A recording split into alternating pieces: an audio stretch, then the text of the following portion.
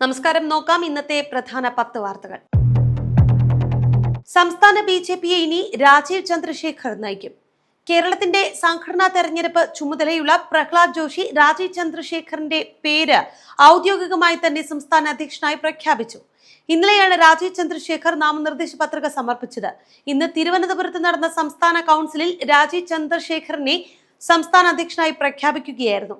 പുതിയ ഉത്തരവാദിത്തം അഭിമാനവും സന്തോഷവും നൽകുന്നുവെന്ന് രാജീവ്. കേരളം മൊത്തം എടുക്കാൻ പോവുകയാണ് എന്ന് സുരേഷ് ഗോപി. മുഴപ്പിലങ്ങാട് ബിജെപി പ്രവർത്തകൻ സൂരജ് വധക്കേസിൽ കുറ്റക്കാരെന്ന് കണ്ടെത്തിയ CPM പ്രവർത്തകർക്ക് ശിക്ഷ വിധിച്ച് കോടതി. 8 പ്രതികൾക്ക് കോടതി ജീവപര്യന്തം ശിക്ഷ വിധിച്ചു. 2 മുതൽ 6 വരെ പ്രതികൾക്കും 7 മുതൽ 9 വരെ പ്രതികൾക്കുമാണ് ജീവപര്യന്തം. 11ാം പ്രതിക്ക് 3 വർഷം തടവ് ശിക്ഷയും വിധിച്ചു. TP കേസ് കുറ്റവാളി TK രജീഷ്, മുഖ്യമന്ത്രിയുടെ പ്രസ് സെക്രട്ടറി PM മനോജിന്റെ സഹോദരൻ മനോരാജ് ഉൾപ്പെടെയുള്ളവർക്കാണ് തലശ്ശേരി പ്രിൻസിപ്പൽ സെഷൻസ് കോടതി ശിക്ഷ വിധിച്ചത്.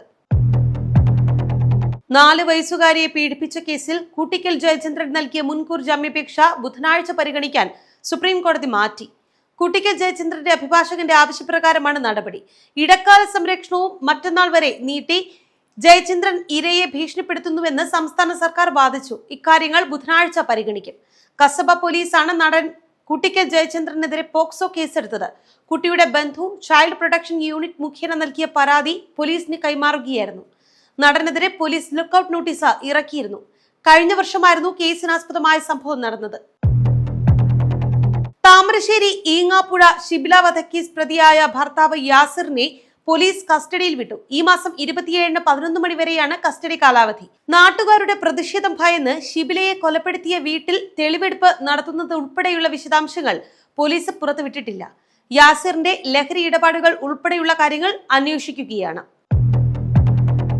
തിരുവനന്തപുരം രാജ്യാന്തര വിമാനത്താവളത്തിലെ എമിഗ്രേഷൻ വിഭാഗം ഉദ്യോഗസ്ഥ ട്രെയിൻ തട്ടി മരിച്ച നിലയിൽ. തിരുവനന്തപുരത്താണ് സംഭവം. പത്തനംതിട്ട കൂടൽ കാരക്കാക്കുഴി പൂഴിക്കാട് വീട്ടിൽ മേഘ മധുവാണ് മരിച്ചത്. 25 വയസ്സായിരുന്നു. ചാക്കയിലെ റെയിൽ പാളത്തിലാണ് മൃതദേഹം കണ്ടെത്തിയത്. ഇന്ന് രാവിലെ 9:30 സംഭവം നടന്നിരിക്കുന്നത്. ആത്മഹത്യയെന്നാണ് പോലീസിന്റെ പ്രാഥമികമായ നിഗമനം. രാവിലെ ഡ്യൂട്ടി കഴിഞ്ഞ് വിമാനത്താവളത്തിൽ നിന്നിറങ്ങിയതാണ് മേഘ. മൃതദേഹം പേട്ടയ്ക്കും ചാക്കയ്ക്കും ഇടയിലെ റെയിൽ പാളത്തിലാണ് കണ്ടെത്തിയത്. ഇടുക്കി തങ്കമണിയിൽ 24 പവൻ സ്വർണം പണയം വെച്ച് പണം തട്ടിയെന്ന സൈനികന്റെ പരാതിയിൽ അമ്മയെ പോലീസ് അറസ്റ്റ് ചെയ്തു.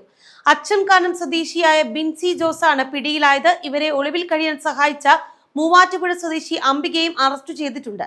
ബിൻസിക്കും ഭർത്താവിനുമൊപ്പം ഒരു വീട്ടിലാണ് അഭിജിത്തിന്റെ ഭാര്യയും താമസിച്ചിരുന്നത്.